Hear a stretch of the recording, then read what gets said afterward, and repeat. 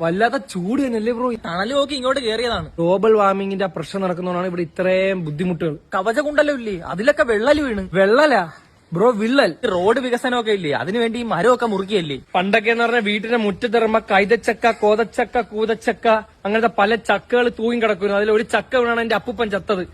അപ്പൊ അത്രയും മരങ്ങളുമായിട്ട് ബന്ധമുള്ള ഫാമിലിയിൽ നിന്നും വീട്ടിൽ നിന്നും കേരള തനിമയായിട്ട് വളർന്ന നമ്മൾ ഇപ്പൊ എന്ത് ചക്കയുണ്ട് ഇവിടെ? ഇപ്പം തെങ്ങുകളില്ല, വാഴകളില്ല. മൈലാപ്പു മാങ്ങ, കർപ്പൂര മാങ്ങ, ശീമാട്ടി മാങ്ങ, പിന്നെ തഞ്ചാവൂർ മാങ്ങ, കരുനാപ്പള്ളി മാങ്ങ, കൊല്ലപ്പാലയ മാങ്ങ.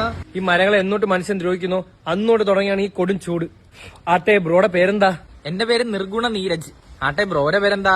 ചൂടൻ ചന്തു. ബ്രോ എന്തിനാ വന്നിരിക്കുന്നേ?